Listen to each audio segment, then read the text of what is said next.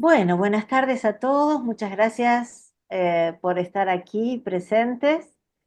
Eh, Quería compartir hoy es nuestro último encuentro y quería compartir con ustedes una presentación para darles una idea de qué es lo que estamos pensando o qué es lo que pienso yo cuando hablamos de enseñanza de la escritura. Y a partir de ahí, iniciar con ustedes una conversación acerca de, bueno, cómo ven ustedes la enseñanza de la escritura en su asignatura.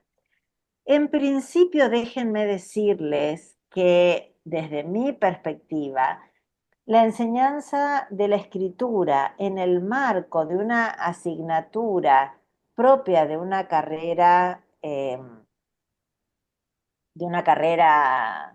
de grado, tiene que poder ser útil para el dictado de esa asignatura. Es decir, tiene que tener relación con los contenidos que se enseñan en la asignatura, ya sea para su enseñanza o para evaluar de qué manera esos contenidos han sido aprendidos por los estudiantes. Y déjenme decirles también que me apoyo en la línea de muchos investigadores que han propuesto que la que la escritura permite la construcción o favorece la construcción de conocimiento. Esto es, que la escritura de un texto en el marco de una asignatura, cuando esa escritura tiene que ver con el uso de conocimiento enseñado en la asignatura, con conocimiento disciplinar enseñado en la asignatura, permite una mejor comprensión de esos conocimientos. Un trabajo muy conocido es el trabajo de Bereiter y Scardamaglia, que comparan, ¿no es cierto?, el aprendizaje de contenidos de estudiantes que simplemente utilizan la escritura para repetir contenidos, es decir, que responden a preguntas del tipo, ¿qué dice fulano acerca del concepto X? Donde el estudiante simplemente repite lo que dice ese X. Y trabajos en los que los estudiantes tienen que utilizar lo que dijo X para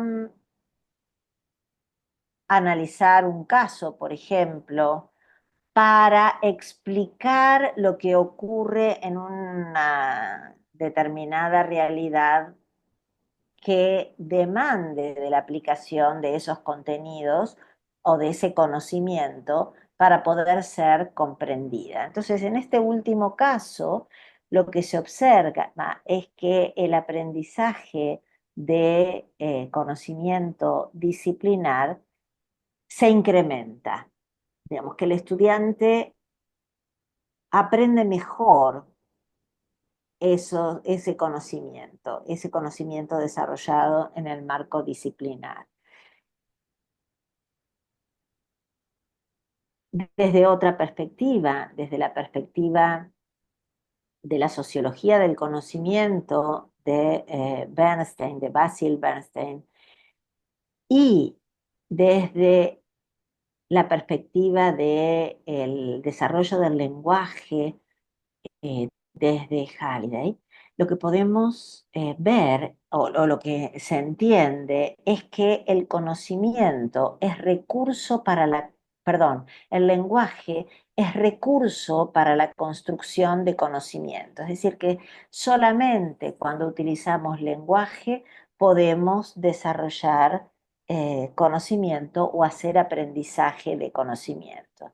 Entonces ahí aparece la relevancia de entender ciertos recursos de lenguaje para entender cómo es que esos recursos permiten la construcción de conocimiento, que es lo que hemos tratado de explicar en nuestros encuentros anteriores.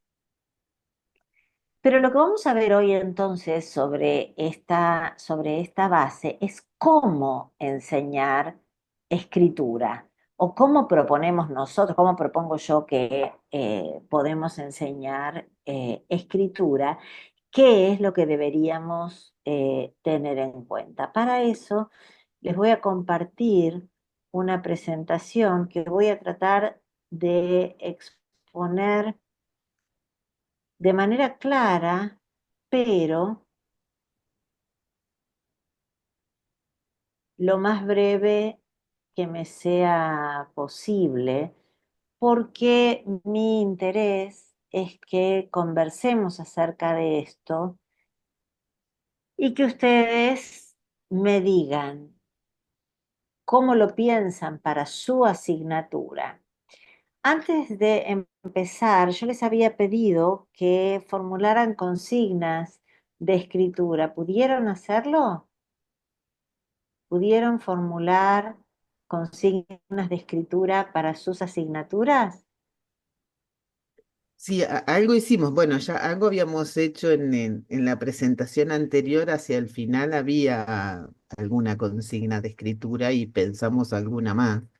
Ok, bueno, vamos Ujú. entonces a trabajar con eso.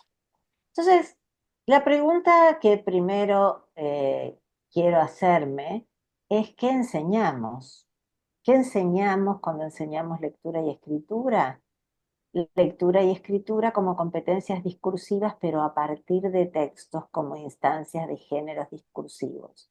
No es de utilidad reflexionar oralmente ni por escrito, acerca de cómo procedemos para la lectura y escritura, sino trabajando con textos es como pensamos la enseñanza de la lectura y la escritura. Así como lo mostramos para lectura, lo estamos pensando para escritura. Y vamos a hablar de textos entendidos como géneros o como macrogéneros. ¿Qué es un género? Un género es una actividad social que tiene una estructura y esa estructura se organiza en etapas y el cumplimiento de esas etapas permite lograr un propósito definido. Y esa actividad social es una actividad social en la que los hablantes se relacionan como miembros de una cultura dada.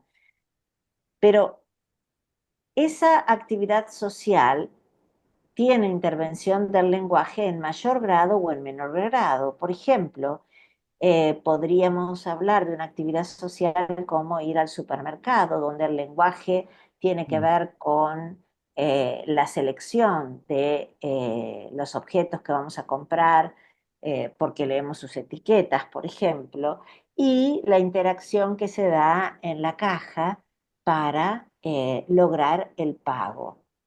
Pero también hay otros géneros en los cuales el lenguaje tiene un rol más importante y vamos a decir géneros en los cuales el lenguaje es constitutivo de la actividad. Y esto tiene que ver con los géneros académicos que aparecen como textos escritos. Entonces, por ejemplo, una explicación, una argumentación, un informe que tiene por objeto describir una clase de objeto, como podría ser la célula, para poner un ejemplo cualquiera. Estos géneros, en la mayoría de los casos, se llevan a cabo completamente a través de textos escritos y a veces combinados con gráficos, con imágenes, con cuadros. ¿Eh? Y si lo definimos en términos de lenguaje, los géneros se definen como configuraciones recurrentes de significados. significados que representan o llevan a cabo esas prácticas sociales. No me voy a detener aquí porque esa es una definición demasiado teórica y me parece que resulta más clara la primera definición, más como anclada en la realidad. ¿Cómo vamos a caracterizar un género? Identificando el propósito social que lo orienta. Por ejemplo, como les decía, un texto puede servir para describir la célula. Esto es, para describir un objeto, no. Para eso es la descripción. Pero para describir un tipo de objeto, como puede ser la célula, o como puede ser el objeto silla, en términos de clase de objeto, distinto de la descripción de esta silla en la que yo estoy sentado, que es un objeto particular. Cuando hablamos de disciplinas científicas, hablamos de clases de objeto, de clases de fenómeno, más que de objetos en particular o de fenómenos en particular. Entonces, una descripción de una clase de objeto tiene ese propósito social y entonces va a estar estructurado para lograr ese objeto. Entonces, primero va a definir la clase de objeto y la va a clasificar y luego va a dar sus características. Por ejemplo, o una explicación puede dar cuenta de cómo se produce un fenómeno. Entonces va a describir el fenómeno y va a decir cuáles son los distintos pasos que permiten que ese fenómeno tenga lugar, como puede ser una explicación de un proceso natural, como puede ser, no sé, el ciclo del agua, el ciclo del carbono. Pero además nos interesa identificar en esos textos recursos discursivos esperables para el género en particular. Entonces, por ejemplo, para una descripción vamos a tener cierto tipo de verbos característicos, como el verbo ser, el verbo estar. En cambio, para una explicación va a haber verbos que representen acciones. ¿Se acuerdan que cuando vimos eh, distintos tipos de artículos científicos que explicaban distintos tipos de fenómenos, vimos unos que tenían la función de describir o de caracterizar un problema, entonces veíamos ese tipo de verbos de estado que relacionan un objeto con sus cualidades, por ejemplo, y vimos también en otros casos cuando el problema consistía en hechos concretos que se presentaban mediante la construcción de oraciones que tenían como verbos de acción. Entonces, eso, por ejemplo, como un ejemplo pequeñísimo, nos permite identificar la diferencia en términos de recursos discursivos entre un informe descriptivo que está centrado en una entidad y una explicación de un fenómeno que está centrado en una actividad, en una serie de acciones. Solamente para dar un ejemplo, porque hay, como vimos nosotros, distinta variedad de recursos discursivos que se esperan en la realización de géneros. Esto que ustedes tienen acá es lo que nosotros llamamos un sistema, es un sistema de géneros. Estos son los géneros que se espera que aparezcan en una disciplina de ciencias naturales. Un informe descriptivo, un informe taxonómico que tenga como propósito clasificar, otro que tenga como propósito dar características de acuerdo con la composición de un objeto. Estos son todos informes.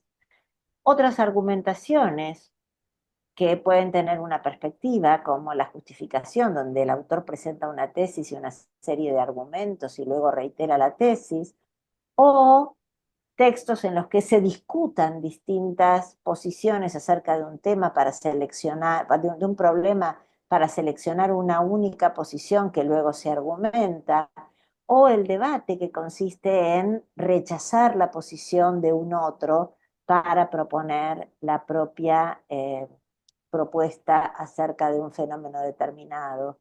O las explicaciones que pueden ser simples, donde un hecho causa el siguiente, que causa otro, que causa otro, que causa otro, y generalmente se utiliza para explicar procesos, u otros que son más complejos, que presentan un hecho y sus causas o sus consecuencias, o una serie de condiciones que permiten explicar un fenómeno, o instructivos.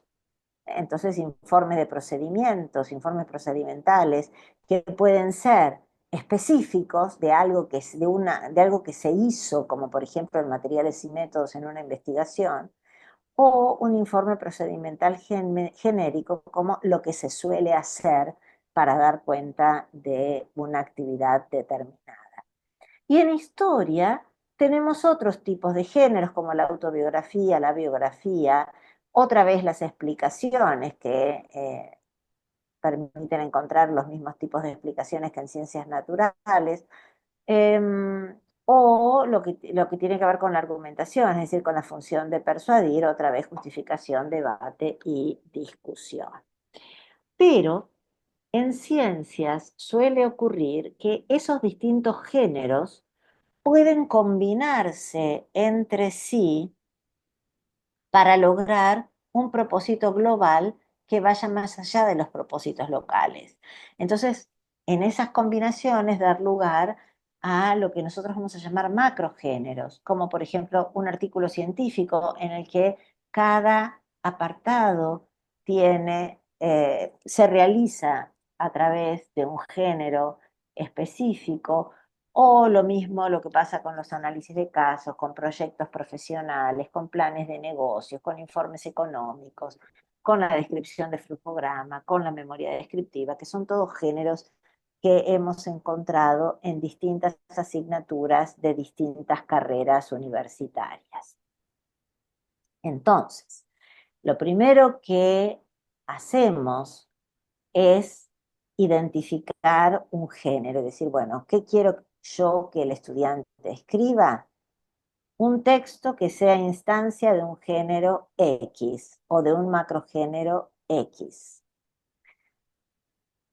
Y lo primero que hago es tomar un modelo de ese género o macrogénero para hacer lo que llamamos la deconstrucción, es decir, para presentarle al estudiante las características que den cuenta de su estructura y de los recursos lingüísticos que están en juego para lograr un propósito determinado. Y eso lo hacemos mediante la lectura conjunta en pequeños grupos, pero también preparando materiales que vayan mostrando las distintas características de ese texto que instancia un género en particular y que queremos que el estudiante aprenda para después producir el suyo propio. Antes de producir su propio texto, lo invitamos a que haga un esquema, que diseñe el texto, que haga un esquema. ¿Para qué? Para jugar primero con las ideas que va a trabajar en ese texto, que va a seleccionar para desarrollar en ese texto y que las organice. ¿Se acuerdan que vimos en lectura distintas formas de organización que podían ser eh, esquemas de contenido, mapas conceptuales, líneas de tiempo, de acuerdo con el género, ¿no es cierto? Eh, el estudiante puede elegir distintas formas de esquematización para organizar las ideas que tiene para la elaboración de un texto. Eso lo discute con el docente y luego pasa a la construcción, es decir, a la escritura del texto que se hace en pequeños grupos o de manera individual, de acuerdo con lo que el docente decida que quiere que el estudiante haga. Siempre la escritura en pequeños grupos resulta una forma de andamiaje, un trabajo que permite avanzar en el aprendizaje de la escritura de un género para después hacerlo de forma individual.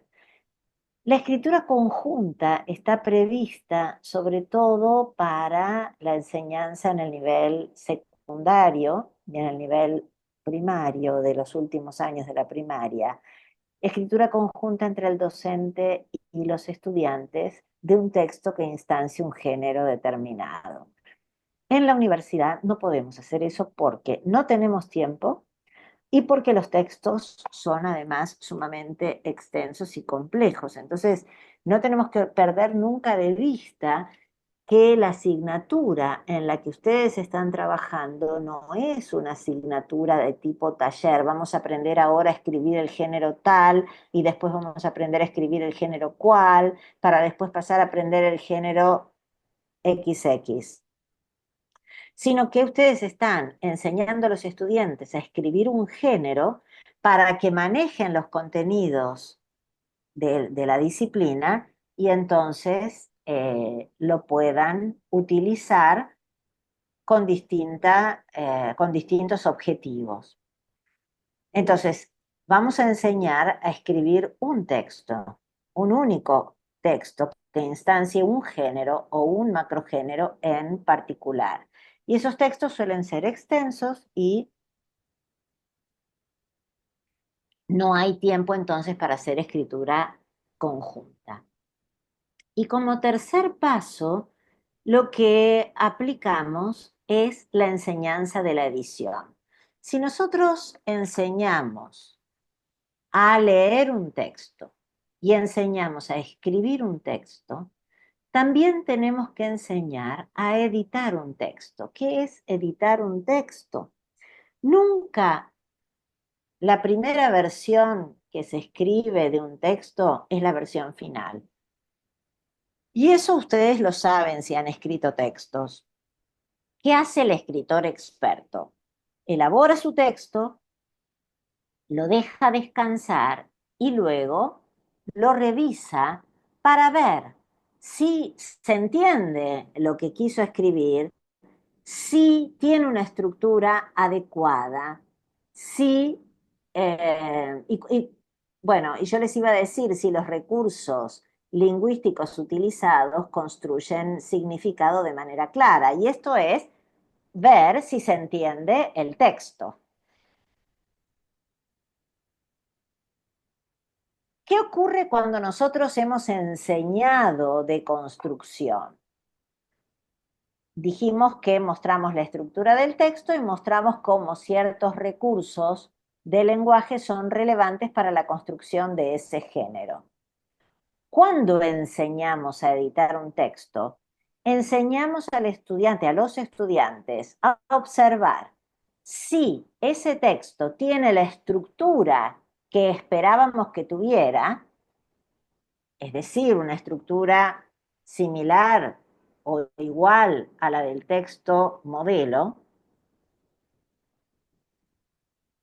y si se han utilizado en ese texto los recursos para producir significado adecuado. Y por supuesto, lo que tenemos que lograr es un texto que se entienda, cuyo propósito se logre y que sea claro en su presentación. Que eso es lo que generalmente busca el docente disciplinar. Por eso es importante distinguir entre un texto bien elaborado que construya significado, que construya conocimiento a través del uso del lenguaje, y no esos textos de los que ya hemos hablado, que son difíciles de entender porque son confusos, porque no están bien organizados, porque no construyen bien las oraciones, porque el docente tiene que, entre comillas, adivinar lo que quiso decir el estudiante. Entonces, nosotros no buscamos esa clase de textos, buscamos un texto bien construido y para eso les propongo esta manera de organizar la enseñanza de la escritura. Estos son aspectos que fundamentalmente vamos a tener en cuenta si somos profesores de lenguaje. Yo no me voy a detener ahora en eso. Me interesa más que nada detenerme en esta columna que presenta las distintas etapas para la concreción de la enseñanza de la escritura. Como hemos dicho varias veces, buscamos un tránsito del trabajo conjunto al trabajo autónomo del estudiante. Y entonces primero modelamos los procesos de lectura y escritura como actividad, el control de los procesos cognitivos, la elección de opciones, por ejemplo. Y luego acompañamos mediante andamiaje la lectura y escritura. Pero ese acompañamiento que le hacemos al estudiante lo vamos retirando gradualmente. Entonces, en las primeras instancias de enseñanza de la escritura los acompañamos todo el tiempo y luego vamos a ir retirando gradualmente ese acompañamiento. Pero sí, todo el tiempo tenemos que hacer didáctica explícita, es decir, todo el tiempo explicarle al estudiante qué es lo que estamos haciendo y para qué lo estamos haciendo. Ese acompañamiento entonces es el que observamos del trabajo conjunto al trabajo individual pasando por los pequeños grupos. Voy a pasar rápidamente esto, simplemente recordándoles que en cada una de las instancias tenemos que trabajar con el propósito social, la estructura esquemática y las elecciones lingüísticas, tanto en la deconstrucción como en el planeamiento o diseño y escritura y finalmente en la edición de los textos. Bien, vamos entonces a avanzar para dar algunos ejemplos.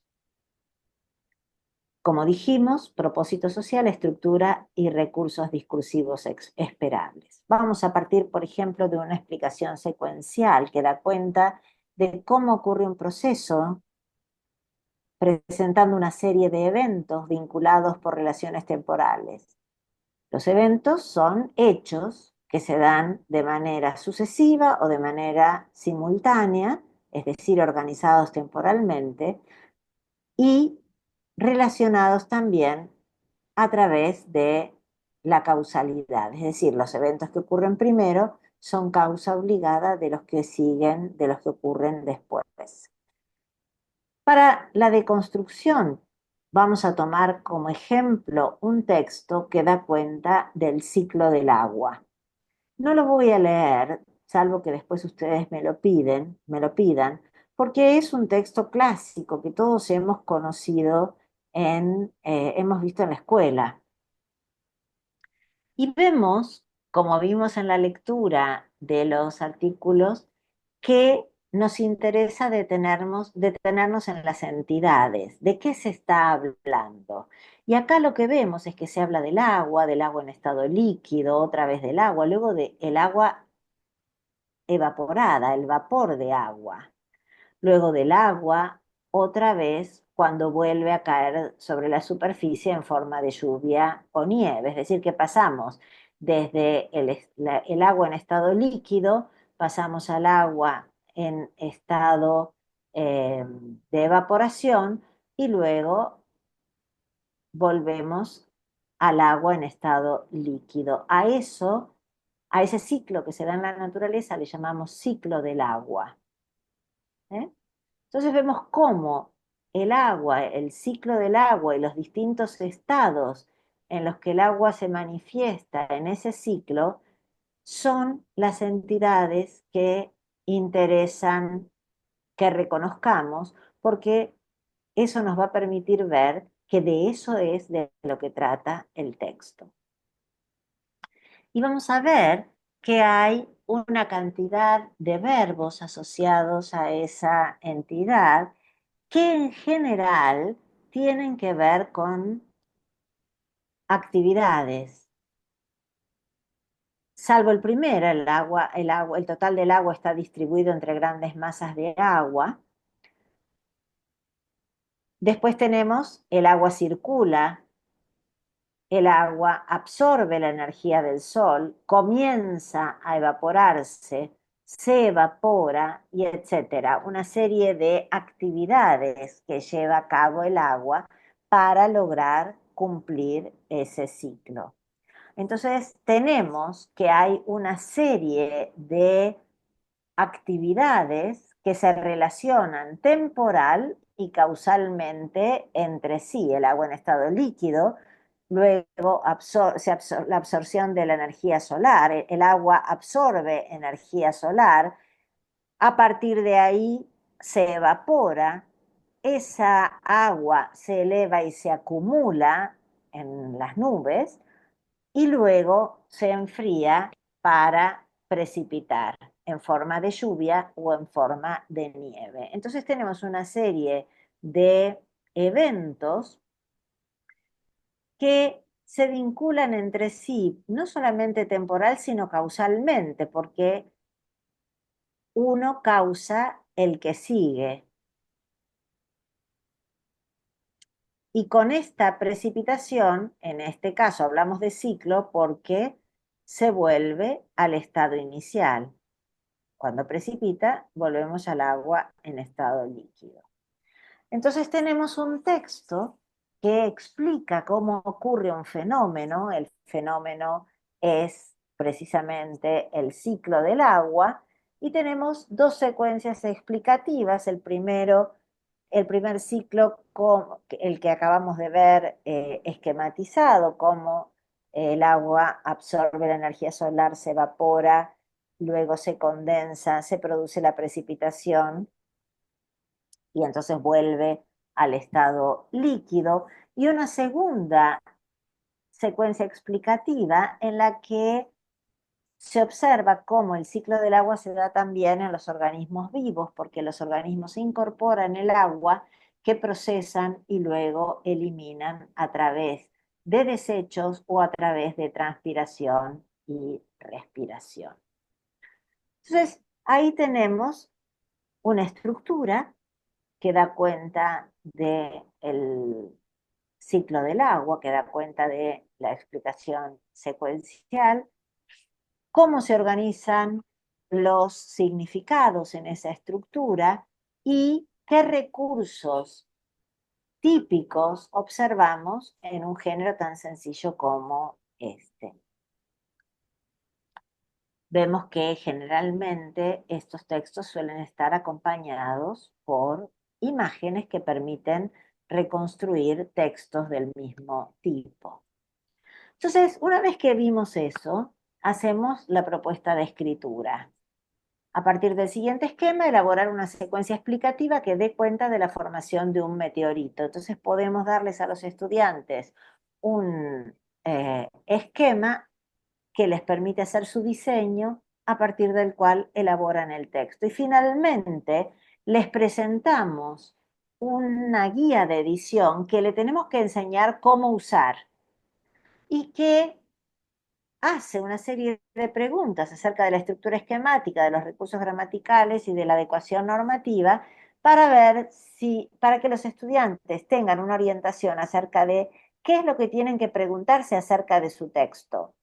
Y esas preguntas que ustedes ven allí tienen que ver con lo que se vio en la etapa de la deconstrucción. Y eso les permite ver a los estudiantes si su texto se acomoda a esta estructura y si utiliza los recursos esperables para construir significado. ¿Cómo les enseñamos a usar esta guía de edición? Con textos generalmente producidos por estudiantes de otra cohorte y mostrándoles cómo observamos esos textos a partir de estas preguntas. Una vez hecho eso, el estudiante ya puede ir en grupo a observar su propio texto. Podemos enseñarles también géneros argumentativos, como el debate o la justificación. Entonces, Vemos aquí un texto de Carl Sagan que explica un caso que se conoció como el acontecimiento de Tunguska. Entonces lo que hace es explicar qué es lo que pasó. Hay una enorme explosión que arrasa 2000 kilómetros cuadrados de bosque, incendia miles de árboles.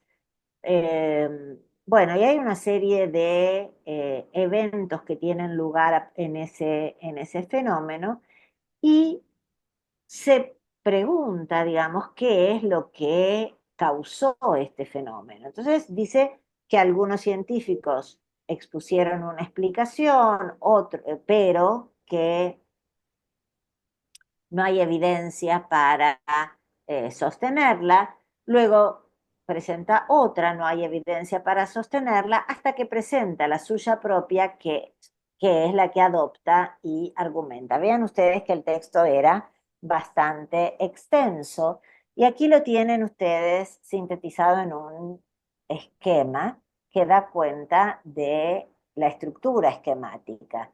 Primero, el planteo del problema, que es el caso que les conté, el acontecimiento de Tunguska con todos los fenómenos que se dieron, que se pudieron observar. Y luego, tres posiciones diferentes con diferentes tesis. Algunos científicos han sugerido que lo causó tal cosa y su refutación, pero en este caso la ausencia de radiactividad, no apoya esta teoría. Entonces vemos cómo además acá en estos textos ya hay incorporación de otras voces. La voz del autor está acompañada por las voces de otros científicos con los cuales el autor discute. Presenta entonces la posición 2, tesis, otros postulan que un mini agujero negro atravesó la Tierra, pero, refutación, los datos de las ondas de choque atmosféricas no muestran indicios, es decir, tampoco hay evidencias que permitan dar cuenta de eso. Posición 3, quizás fuese y una posición exótica, una nave espacial, pero en el lugar del impacto no hay ni rastros de una nave de ese tipo.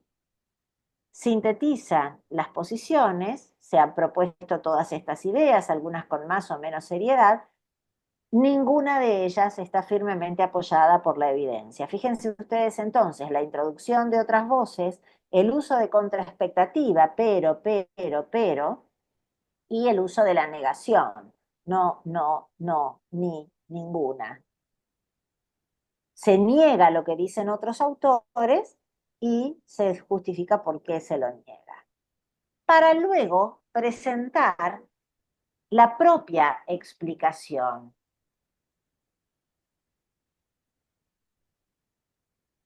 que es que el acontecimiento de Tunguska fue provocado por un fragmento de cometa helado de 100 metros aproximadamente, de 1 millón de toneladas de peso y moviéndose a 30 kilómetros por segundo aproximadamente.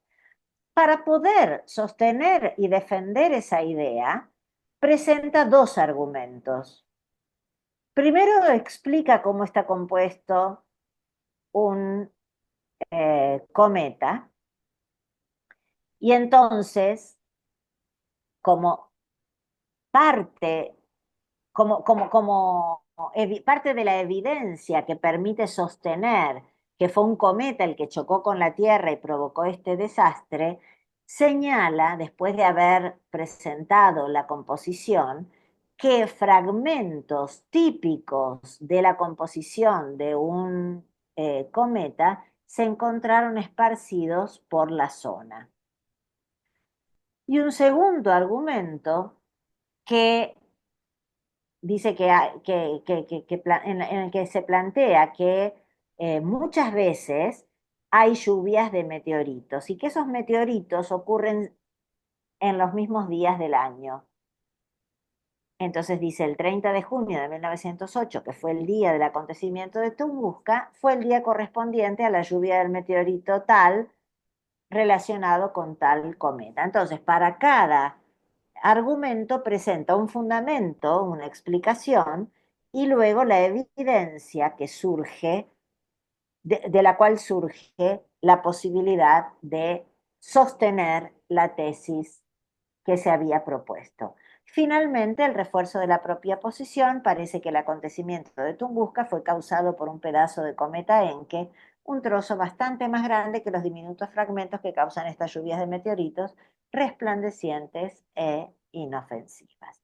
Y con eso se cierra este texto que es parte del libro Cosmos. Como guía para diseño del texto, entonces tenemos este esquema y podemos hacerlo más afinado en el sentido de decir, bueno, cómo se pueden estructurar los argumentos. Por ejemplo, con una, con un fundamento y una evidencia. Pero básicamente esa sería la estructura. Ahí la vemos organizada de otra manera y les enseñamos a hacer un esquema. Entonces, por ejemplo, en, en este cuadro, colocar la idea a defender, proponer las razones para defender la tesis y repetir la tesis con variaciones que incluyan argumentos. Entonces elaboramos una consigna a partir de la selección de uno de los ejes o temas trabajados durante la cursada, elaborar en grupo un texto que justifique el aporte de la epistemología e historia de la matemática a la enseñanza de dicha disciplina. Esta es una consigna que efectivamente trabajamos en una asignatura que tenía ese nombre, Epistemología e Historia de la Matemática. Perdón. Entonces, los estudiantes, un grupo de estudiantes, presentó como primera versión este texto. Cuando razonamos en forma deductiva, podemos tener la seguridad de que si comenzamos con premisas verdaderas, terminaremos con una conclusión verdadera. No ocurre lo mismo con el razonamiento inductivo, que puede llevarnos de premisas verdaderas a una conclusión falsa. Asimismo, los científicos emplean el método inductivo frecuentemente al pasar de datos particulares a una conclusión más general. Si consideramos a la matemática como una ciencia, entonces el método inductivo también será válido para generar el conocimiento matemático. Vamos a suponer que esto es la tesis que se quiere defender. El método inductivo será también válido para generar conocimiento matemático. Pero resulta que en el párrafo anterior se plantea que el razonamiento inductivo puede llevarnos de premisas verdaderas a una conclusión falsa. Entonces acá el texto presenta una contradicción. El estudiante tiene que resolver esta contradicción, no puede elaborar este texto con esa introducción y esta tesis. Y luego presenta argumentos que son también confusos, ¿no? Si entendemos el método inductivo como medio para hacer ciencia, también lo podríamos pensar para hacer matemática. Bueno, ese está claro, pero necesitamos un fundamento porque repite la tesis. Claro que se presentan dificultades, fundamentalmente en lo relativo al aprendizaje de los problemas de demostración. También plantean que los docentes tienden a utilizar en sus clases el contenido exacto extraído de los libros de texto, sin realizar la necesaria transposición didáctica que facilite el aprendizaje de los métodos de demostración.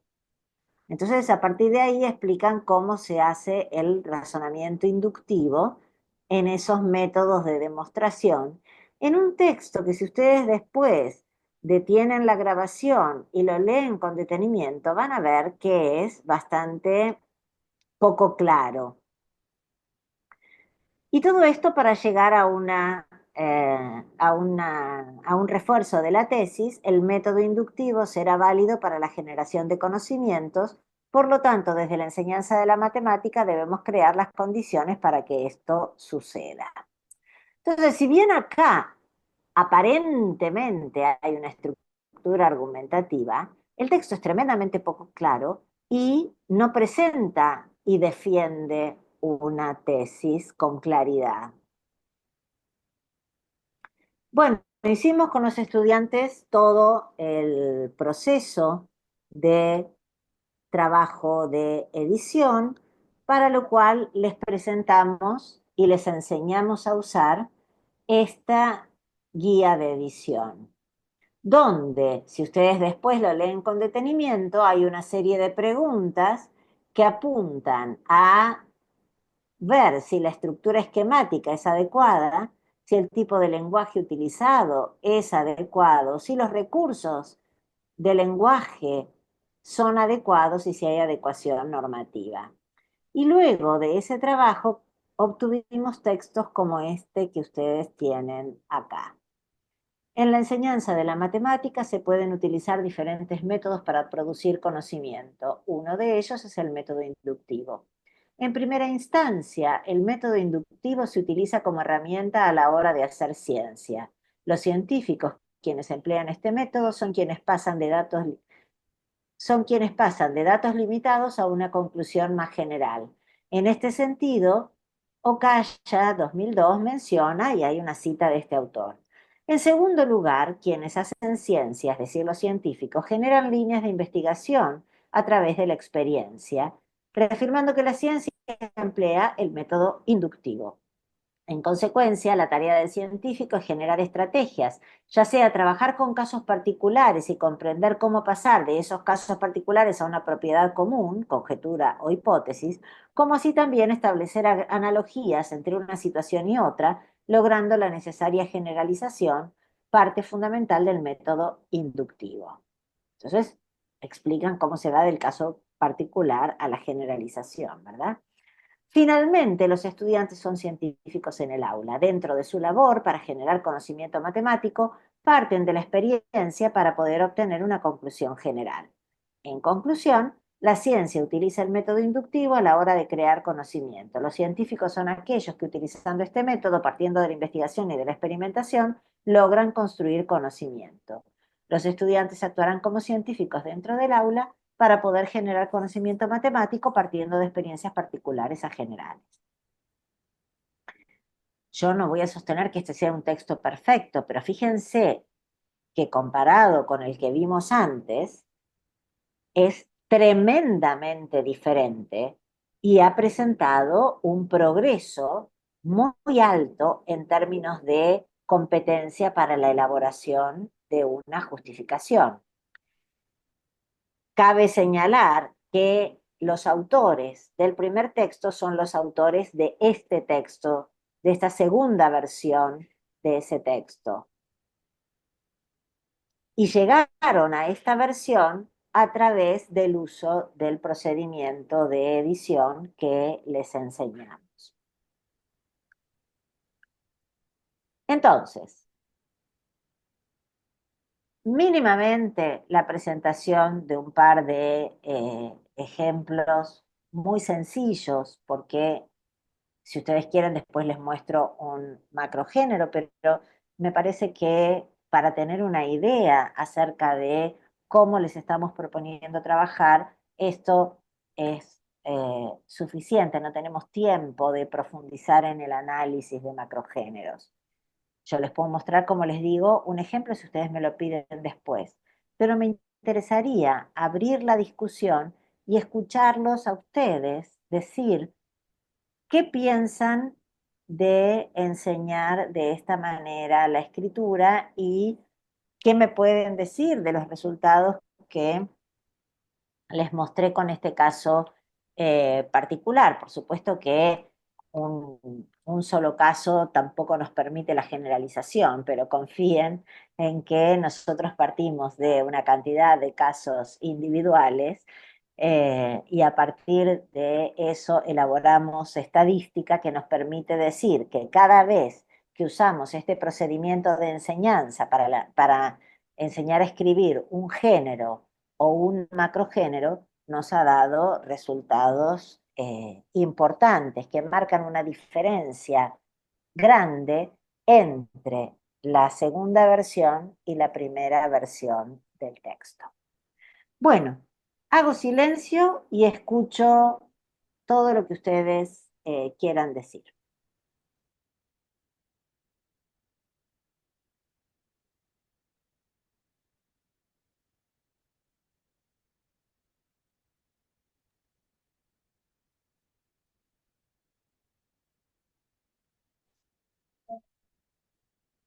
Bueno, arranco. Hola Estela. Nosotros enseñamos, estamos en la cátedra de comprensión y producción de textos, que es una cátedra de primer año que es anual, y empezamos a trabajar ya hace un montón de años con la escritura del informe académico, la monografía, la reseña y la monografía, ¿no? Entonces, con el informe académico siempre trabajamos la lectura de... Hemos hecho varias pruebas, ¿no? O sea, diferentes eh, consignas para la escritura del informe. A veces les hemos dado, generalmente trabajamos la lectura de una novela y en base a eh, lo que los críticos dicen sobre esa novela, el estudiante elige un tema y busca la información sobre ese tema y en base a 3 fuentes tiene que elaborar un informe. El proceso de escritura hacemos un poco lo que vos decís con otros nombres, pero partimos de la preescritura, la escritura en etapas, ¿no? En hacer una preescritura donde se textualiza el propósito de escritura, el objetivo, el tema, las fuentes, se hace un esquema de las ideas que el estudiante quiere tener y en base a eso hacemos la etapa de corrección y bueno, los vamos guiando. Pero previo a eso trabajamos la lectura de informes académicos producidos por estudiantes de años anteriores. Entonces analizamos, ¿no?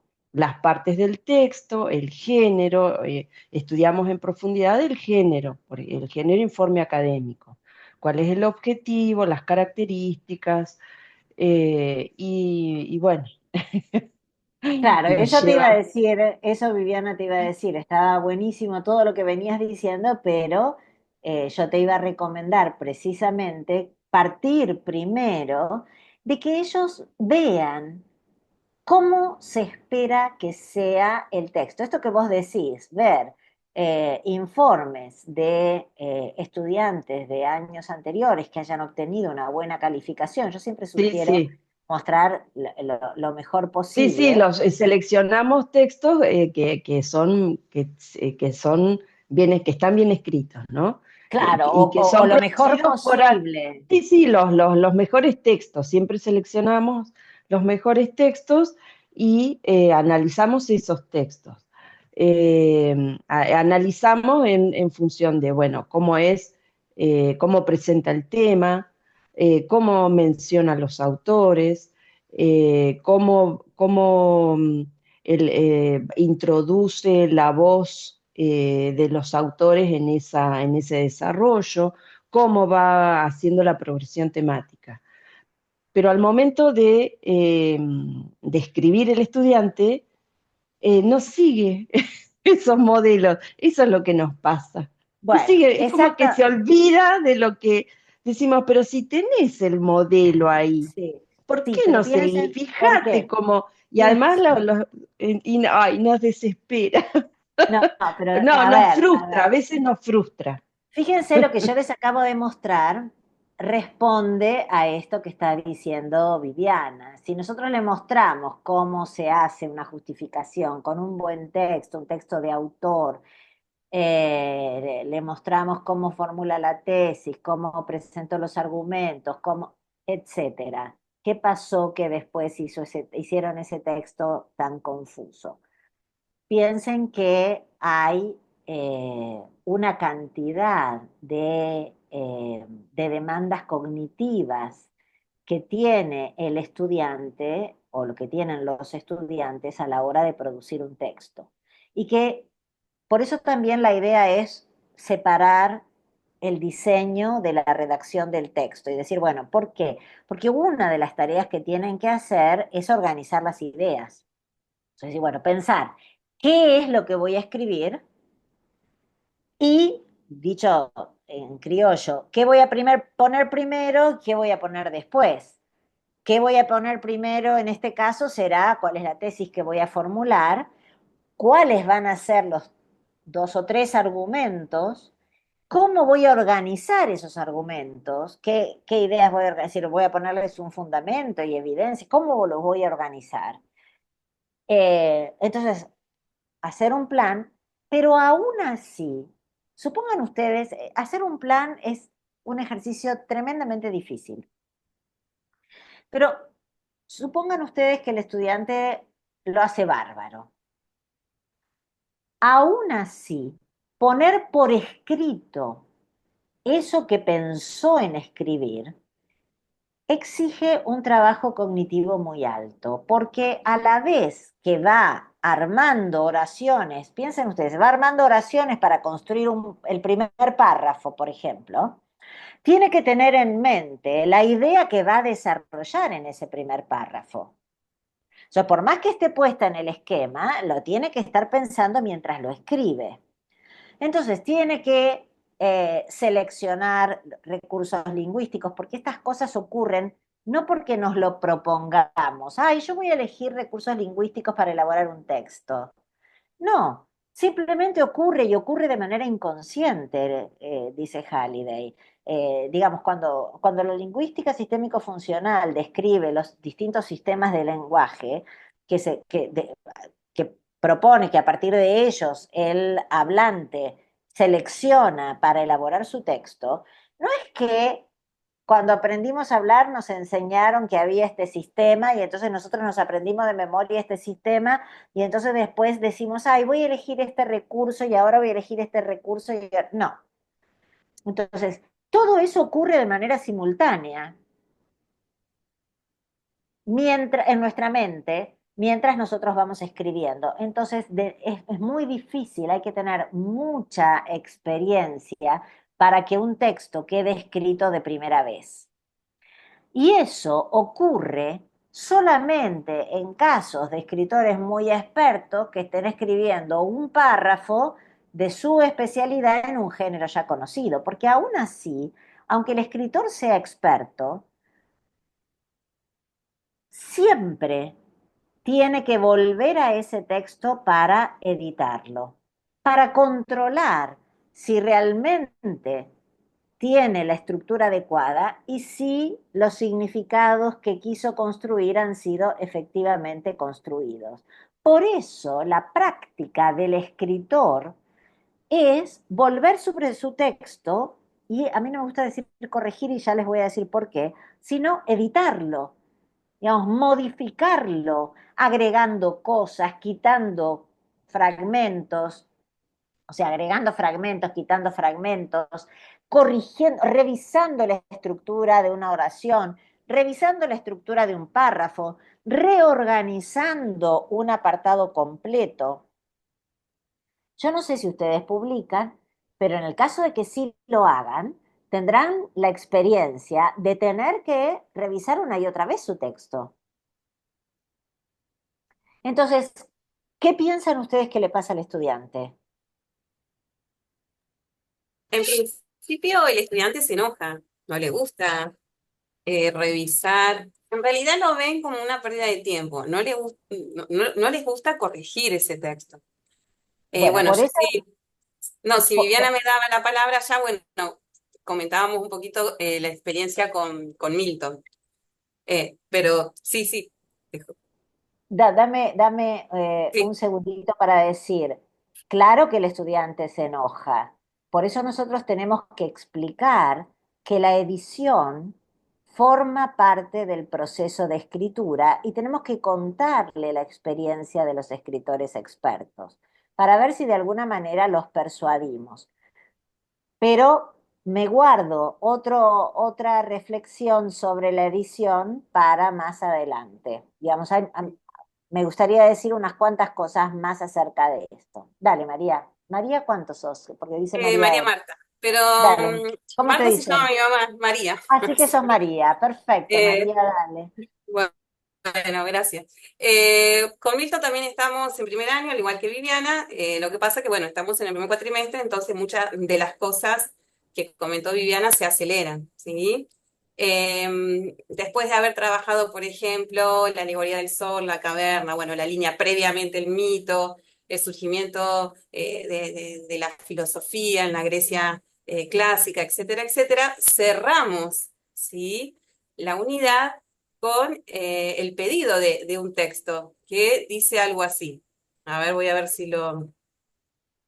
Dice, con lo trabajado en las clases de comisión y en los teóricos, armar un texto. Le damos una extensión mínima de una carilla y máxima de dos, en el que se explique la importancia del mito en la historia del pensamiento. Esa es una consigna. Otra, lo mismo, que armen un texto en el que se explique la importancia de la actividad filosófica en la vida, sobre todo en esta segunda, ¿sí? Consigna, en la vida, ¿sí? Bueno, ¿qué Que obtenemos? son, esa información, perdóname, esa información no es que la van a encontrar No, yendo a un texto, leyéndolo y recortando y pegando. no, No, es de elaboración absoluta. Y bueno, perfecto. cortan y pegan, por ejemplo. ¿Sí? Entonces, bueno, de vuelta va el texto con nuestras observaciones, ahí se empiezan a sentir un poco incómodos. Se interpelan también a sí mismos a ver si eligieron la carrera, ahí ya, con un pedacito de la materia, es como que también se cuestionan sobre la carrera, digamos, elegida, y les molesta mucho el tener que revisar, ¿sí? Lo toman como castigo. No sé si porque es ahí nomás, primer mes prácticamente, y son muy pocos los que logran un texto satisfactorio. Y bueno, en filosofía, bueno, tenemos claro que no es la carrera, ¿sí? Igualmente hay digamos, hay algo que el estudiante tiene que estudiar, ¿sí? Pero después, ¿qué valoramos? Que puedan digamos, que puedan simbolizar la alegoría de la caverna, no que nos digan qué dice el libro 7 de la República, ¿sí? Que ellos puedan confeccionar o elaborar preguntas filosóficas y no que nos digan de memoria o de manera taxativa las características de la pregunta filosófica. Pero bueno, es un trabajito que cuesta y el chip, ¿sí? Lo logran cambiar a algunos de los estudiantes que llegan a la instancia de coloquio, que la verdad, bueno, el coloquio es una instancia maravillosa, ¿sí? El coloquio sería como, digamos, la previa de la promoción. Y digo que es una instancia maravillosa porque ahí logran establecer vinculaciones con la vida cotidiana, hacer un análisis de un artículo periodístico, de una canción, de una película, ¿sí? Milton, no sé si quieres comentar alguna experiencia de coloquio. Sí, no, la experiencia de coloquio son muy satisfactorias, ¿no? Siempre han analizado o han hecho algún Power, algún Canva con alguna película, con algún escrito que nos hayamos dado de algún autor. Son muy buenas las presentaciones generalmente, llevan tiempo, eso sí, llevan bastante tiempo porque quieren explayarse, y llevan 30 minutos o más quizás a veces. Hacen PowerPoint, una presentación de un montón de diapositivas, entonces se hace muy extenso, pero sí es gratificante, pero bueno, hay un trabajo previo muy importante por parte de, bueno, de todos los que integran el espacio de comisión, de los profesores, de juntarse. Yo generalmente he puesto reuniones con aquellos estudiantes que están en calidad de promoción para preparar, para orientarlos, para guiarlos, como vos decías, Estela, en ese proceso de aprendizaje, ¿no? Y de cómo se prepara un coloquio que, si bien no es un final, muy similar en sus características y contenido y los saberes que hay que profundizar. Entonces, nada, eso es un poco lo que venimos haciendo o lo que venimos Pero trabajando. son Si bien nos un gustaría llegar a más 10%, personas cada ¿sí? vez. O Sí, Claro. 20, como mucho. Bueno, hay Espero. dos, Sí. no, pero la propuesta está buenísima. La propuesta está buenísima y es una muy buena, es un muy buen ejercicio y lo llevan, se ve a lo largo de toda la asignatura y demás. Ahí hay dos cosas que a mí, dos o tres cosas que a mí me gustaría señalar. Una que ya tenía pendiente de hace un ratito y otras dos que me surgen a partir de lo que ustedes dicen. Yo les sugeriría que ustedes tomaran textos de esos alumnos exitosos, ese 10 o 20% que llegó a hacer su muy buen trabajo en una cohorte anterior, que muestren, que hagan una deconstrucción. Previo a la deconstrucción, ustedes tienen que analizar esos textos y ver cómo se estructura el texto, cómo ustedes, porque ustedes deben tener una idea de cómo quieren que se desplieguen las ideas en el texto. Entonces, y seguramente aquellos alumnos que aprueban lo hacen. Entonces, ver cómo es eso que ustedes quieren que los estudiantes hagan y mostrárselo a los estudiantes. Decirle, miren, este texto lo escribió un alumno de primer año de otro año, de un año anterior, no importa de qué año, y tiene estas características. Fíjense las etapas de la estructura, fíjense los recursos que se utilizan. Yo hablo en general de los recursos porque digo, ya hablé bastante de recursos para lectura, entonces, bueno, no voy a repetir acá, pero básicamente son las mismas cosas las que uno tiene que tener en cuenta. Entonces, de esa manera, ustedes le dicen al estudiante, no sé si con estas palabras o no, pero básicamente es el texto que ustedes escriban se tiene que parecer a esto. Tiene que tener estas características. Y esto lo pueden hacer porque vean que otros estudiantes lo han hecho. Pero para hacerlo tienen que seguir un procedimiento. Tienen que seguir un procedimiento que les explico. Consiste en primero ver cómo se escribe, luego hacer el diseño, la escritura y la edición. ¿Por qué? Porque todos los escritores editan sus textos por tales y cuales razones que ya expusimos. Entonces, si los estudiantes saben que desde el primer momento, si saben desde el primer momento que van a tener que hacer todas esas etapas, se reduce, no se elimina, se reduce el enojo de el momento de la edición. Y además, ya tienen el modelo para ver a qué se tiene que ajustar ese texto. Pero como decía Viviana, no es que lo vayan a lograr inmediatamente.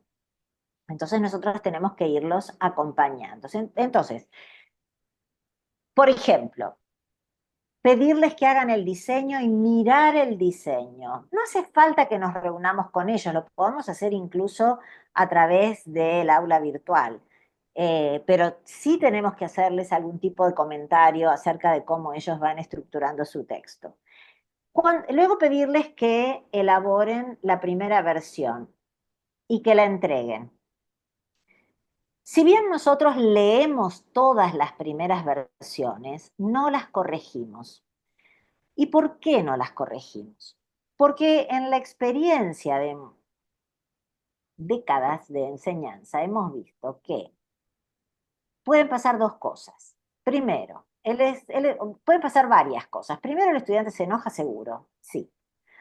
Segundo, cuando se enoja dice, lo que pasa es que usted no entiende lo que yo quiero decir. Piensen cuando ustedes reciben los comentarios de los evaluadores de los textos que publican. ¿Qué es lo primero que pensamos? Este no entendió nada de lo que yo quise decir. Ahora, hay que dejar que se pase ese enojo, porque si el otro no entendió nada, es que yo tengo que mejorar mi texto para que el otro entienda lo que yo quise decir. Porque evidentemente hay un problema. Contarles estas cosas a los estudiantes ayuda también a demitificar esta idea que los estudiantes tienen de que un texto se escribe de una vez y listo. Pero bueno, pero además, ¿por qué no corregimos? Porque pasan otras cosas, como por ejemplo, si yo le pongo en el margen la sugerencia de lo que tiene que hacer para mejorar un párrafo, una oración o lo que sea, el estudiante suele aceptar lo que yo le marco y dejarlo y listo, no cuestionarse nada más. Más sí, el profesor quiere que lo haga así, bueno, lo hago así. Y ahí no hay aprendizaje. Entonces está el enojo está la aceptación acrítica, pero no hay una reflexión sobre el propio texto. Entonces, por eso es que nosotros no corregimos. Esto también lo vio después en una investigación de su tesis doctoral una autora que se llama Estela Tapia, eh, que,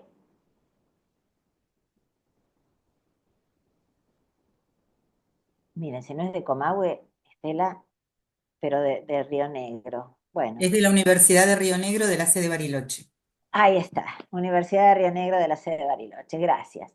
Bueno, Estela Tapia publica su tesis en forma de libro y desarrolla un poco más estas mismas ideas que compartimos.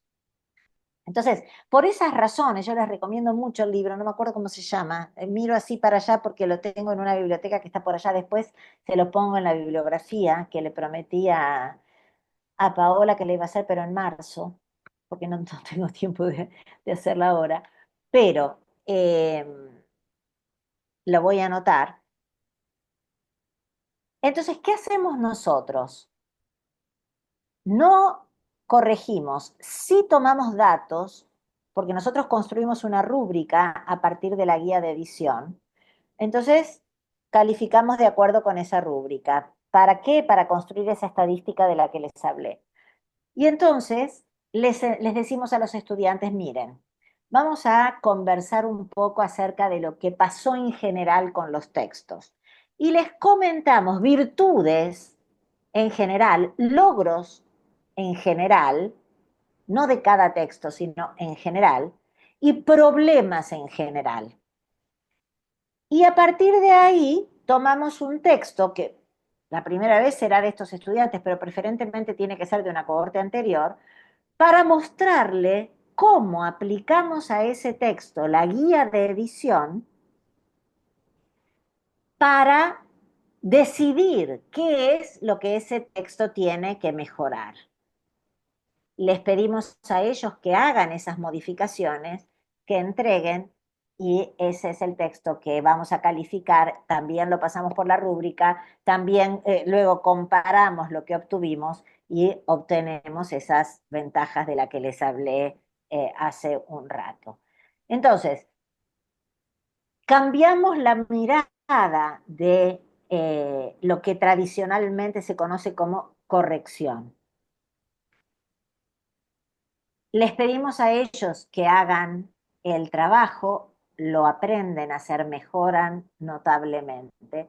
Y por otro lado, abarcamos a todos los estudiantes en ese proceso. Entonces, estudiantes, después si quieren yo les muestro datos, pero estudiantes que habían obtenido una muy baja calificación, obtienen una muy buena calificación después porque realmente mejoran el texto.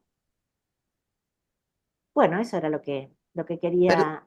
Perdón, una aclaración puedo pedirte. Es decir, cuando te presentan un esquema, ¿no? Por ejemplo, un esquema previo de lo que piensan, desarrollan en el texto. En ese sentido, ¿qué observaciones se hacen? Y, Porque por no estamos ejemplo, todavía en periodo de edición, ¿no? no, no, Entonces, no, no, no, estamos en el diseño, entonces podemos claro. hacer sugerencias del tipo, bueno, fíjate que, vamos a suponer el caso de la justificación. Fíjate que esto está bien, pero me parece que el argumento 3 que vos estás poniendo acá no sostiene realmente la tesis, porque no es que ellos desarrollen el argumento, sino que lo enuncian. Entonces decir, bueno, a ver, pensemos o pensá de qué manera se relaciona este argumento con la tesis para poder decir que es un argumento, Ujú. por decirte cualquier cosa, digamos, para Y darte en un la edición, ejemplo. claro, y en la edición también, y en la edición tampoco observación, porque yo pongo todo, acentos, comas, sugerencias, miles en el margen, y a jugar por los resultados en vano, por no decirlo de manera más. Claro, exactamente. Eso Y es lo que dice entonces, Estela. Exactamente eso es lo que dice Estela, que los docentes invertimos una cantidad de tiempo que es totalmente invalorado y totalmente inútil. Miren, para enseñar puntuación y ortografía hay lo que se llama corrector. Y no, exacto. Yo no quise, Milton, decirte nada, pero cuando vos decías, nos reunimos con, con cada estudiante para ayudarlo a hacer su presentación, yo digo, qué trabajo, cuántas horas de dedicación, cuántas horas de dedicación. Tremendo, tremendo. Entonces, digo, yo no sé si pueden eliminar completamente eso, pero sí reducirlo a través de propuestas que guíen de otra manera a los estudiantes y que les den también esa autonomía, ¿no? De la que hablábamos ya también la vez pasada. Pero, por ejemplo, para acentos y puntuación hay una cosa que se llama corrector de Word. Sí, Eh, ¿Y qué hace el corrector de Word? Lo mismo que hacemos nosotros, marca dónde tiene que ir el acento. sí, O sea, acá por lo menos le subraya y el estudiante tiene que ir y mirar por qué le subraya. ¿Por qué me subraya esto? Ah, porque me olvidé una C. Porque lo escribí con S y llevaba C. Ah, porque me olvidé el acento. Por lo menos tiene que pensar. Nosotros cuando les corregimos, ni siquiera los hacemos pensar, les hacemos la corrección y listo. Entonces, ¿qué hace el estudiante? Lo acepta y ya está. Trabajamos por sí. ellos. Perdón, Eh, Milton, ¿me permitís que le dé la palabra a Marita, que está desde hoy, y que si tuviera la mano real levantada, pobre, estaría agotada? Y después te paso la palabra. Dale, No, Marita. sí, sí. En realidad, bueno, me quedé un poco para atrás porque me puse a No, pensar esto es cuando... No, recursivo. no importa, no Eso es. importa. Es simplemente un comentario porque, bueno, yo doy clases trabajando lectura y escritura, o comprensión y escritura para la carrera de sistemas. Por lo tanto, es una disciplina que no tiene nada que ver, creo, con las que están acá.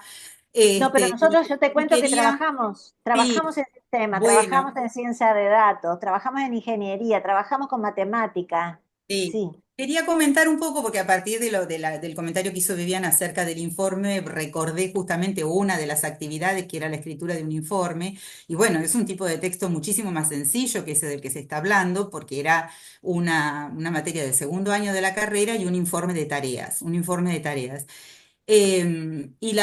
Que tenían que, digamos, ellos presentar para cerrar el desarrollo de una aplicación. Habían tenido que hacer un desarrollo de una aplicación, y entonces tenían que hacer un informe, era en grupo, El así que procedimiento es un informe de quiénes habían hecho qué procedimiento. tareas para avanzar, qué problemas habían tenido, si habían tenido alguna ida y vuelta, también informarlo. Después tenía que contener un instructivo para la instalación y el uso de esa aplicación, y finalmente una conclusión. Este, y bueno, nada, me preguntaba varias cosas. Primero, sí trabajamos, estaba revisando cómo lo habíamos hecho, trabajamos con modelos de estudiantes de años anteriores, porque el equipo docente no tenía en ese momento, no trabajaba con un modelo de autor, digamos, sino que bueno, los modelos eran aquellos estudiantes que habían aprobado muy bien en años anteriores con la presentación del informe. Desarmamos esos informes, trabajamos los recursos de lenguaje, no construimos una rúbrica, pero sí una consigna muy detallada. ¿Qué tiene que tener la introducción? ¿Qué tiene que tener el desarrollo? ¿Qué tiene que tener la conclusión? Quiero decir que era una página entera de consigna. Y esa misma consigna la utilizamos luego, algo parecido a la guía de edición que vos estás planteando, un poco traduciendo eso que era algo mandatorio, digamos, como consigna en pregunta. ¿Tiene esto o no lo tiene? Entonces, bueno, la verdad que fue muy satisfactorio y pudieron revisarlo. Pues, se lograron resultados bastante buenos. Era un grupo chico de estudiantes. Era Te un hago una grupo muy pregunta, chico de estudiantes. te hago una preguntita. En lo que yo llamaría de construcción y vos llamás desarmado. Eh, Vos o en esa consigna donde vos le decís la introducción tiene que tener esto, esto y tal otra parte tiene que tener esto otro y esto otro y esto otro.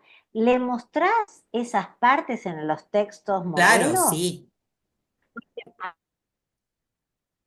se Es corta. sumamente importante, porque Sí, de nada sirve sí, de nada, no sirve de mucho listar, no sirve de mucho listar si ellos no ven concretamente cómo se traduce eso en un texto concreto. Entonces, si en Sí. cambio vos le decís, miren, en este texto y en este texto vemos que esta parte es este párrafo, esta otra es esta parte, ¿sí? En este otro, miren, yo generalmente trabajo con un El, solo modelo, pero algunos de sí, mis colegas trabajan con más de uno.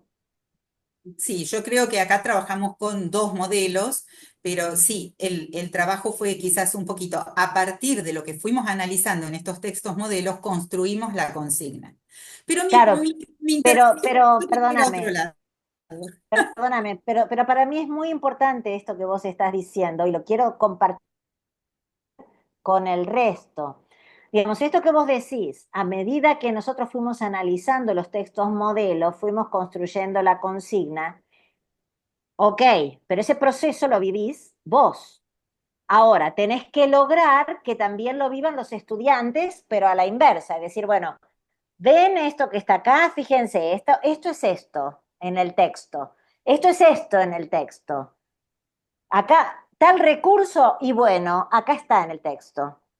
¿Se Sí, entiende? Digamos, para que el sí. estudiante pueda entender claramente qué se espera que él haga. Ahora sí, perdóname, Marita, que no te dejé No, avanzar. la otra pequeña reflexión que se me planteaba más allá de esto de por ahí compartir nuestras consignas con respecto a la escritura o a la comprensión y la lectura y la escritura, eh, yo digo, bueno, este informe que yo trabajé en ese momento en un marco de codocencia con el docente de la disciplina, ¿no? Tenía que ver con un tipo de escritura que hace a la práctica profesional del egresado de sistemas. Es decir, es un tipo de informe que los egresados de sistemas, quizás en sus primeros trabajos incluso, pueden tener que escribir, pueden tener que Bien, presentar. Está excelente, relacionado con su práctica profesional. Y entonces a mí me excelente. surgía la pregunta de, ¿qué tipo de texto requiere la práctica profesional de un profesor? ¿Lo enseñamos en las carreras de profesorado? Por ejemplo, no sé, si yo como docente se me propone en una escuela, bueno, ¿por qué no arman un proyecto de investigación-acción del área tuya? Nuestros egresados de un profesorado, ¿lo podrían escribir? ¿Les enseñamos en el cursado de la carrera a escribir el tipo de texto que su ejercicio profesional le va a demandar? Yo no sé. Miren, es excelente tu reflexión y realmente lo que nosotros recomendamos es precisamente construir el perfil, colaborar a construir el perfil del egresado. Por ejemplo, lo que miramos es todo lo que tiene que ver con el plan de la carrera, con el perfil del graduado, para ver qué es lo que el perfil del graduado demanda. Y lo trabajamos junto con el docente de las distintas asignaturas a las que estamos asignados en una carrera. Y entonces de esa manera buscamos qué géneros son los que va a necesitar ese estudiante, no solamente en la academia, no solamente mientras está en la universidad o como un investigador después, sino también en el mundo de su profesión. Entonces, por ejemplo, sí, efectivamente, eh, Cecilia Serpa, que es una de las profesoras que trabaja conmigo, ella trabaja en parte de la carrera de esta es una carrera, es un ciclo complementario para docentes de matemática. Entonces, empiezan los estudiantes en primer año con una justificación, que es el caso que yo tomé, el ejemplo que yo les mostré, pero después empiezan a producir textos que tienen que ver con la práctica docente para terminar con un proyecto de intervención, ¿no? Digamos, como si les dijera con un proyecto de extensión, pónganle ustedes algo así. Pero en el medio van trabajando géneros que ahora no me acuerdo cuáles son, pero géneros que hacen a la práctica docente y que el docente tiene que producir eso. Y así en distintas carreras. Y a mí me parece sumamente importante lo que vos estás señalando, Marita. Ese Porque es a el veces me parece que se pierde un poco, sobre todo en yo lo veo, bueno, quizás porque estoy más ahí, en nuestras carreras docentes, digamos, cuando estamos en los profesorados. A mí me parece perfecto esto de la escritura, leer para conocer, leer para aprender y el ejercicio de lectura para aprender los contenidos de la disciplina. Pero también me parece importante eso de ver, bueno, esta disciplina mía, ¿en qué está colaborando para el perfil profesional? Y en eso que está bueno, colaborando para el perfil profesional, ¿qué escribirías? No sé, a partir está de... bien, Marita, pero no te olvides que en esos textos también interviene lo disciplinar, ¿eh? O sea, en los textos Sí, que por se supuesto. requieren para el ejercicio de la Sí, profesión, también se construye aprendizaje, también se construye aprendizaje por supuesto que de sí. conocimiento disciplinar, ¿eh? Digamos, o sea, sí, sí, sí, sí, sí, sí, totalmente. Buenísimo, Marita. Milton, ¿qué querías decirnos? No, era un poco comentar lo que había surgido la otra vez en el reunión, en una reunión de equipo de filosofía. Estamos hablando de cómo podíamos fomentar la escritura, fomentar más la escritura, qué podíamos hacer desde nuestro lugar para intervenir de una forma en ese proceso de aprendizaje de algo que no es sencillo, ¿no? Yo fui también estudiante en la Universidad del Comahue. Si bien en mi carrera nos hacían escribir ensayos, monografías, cuando tuve que escribir mi tesis también fue una cuestión media dilemática, por decirlo de algún modo. Y otra de las cosas que nos surgió es cómo lidiar, en cierto sentido, con la irrupción de todas estas tecnologías como la inteligencia artificial, que efectivamente vos le decís, escribime un ensayo y te escribe un ensayo, ¿no? Entonces, ¿cómo decir cómo lo incorporamos, lo utilizamos, no lo utilizamos? No sé, Bueno, hemos esa es, llegado hasta chatbot que nos digan si ese de escrito estaba hecho por una persona o por la inteligencia artificial. Que sí. bueno, son los Eh, fenómenos de época, podemos lidiar contra ellos, ¿no? No, está bien, es muy interesante lo que estás planteando. Nosotros no podemos ignorar la existencia de la inteligencia artificial. Entonces, por ejemplo, por lo pronto, todas las preguntas que dice X acerca de J no van más. O sea, porque así como antes cortaban y pegaban, ahora le piden al chat y ya te contesta. Hay una cosa que el chat, por lo menos por ahora, no sabe hacer.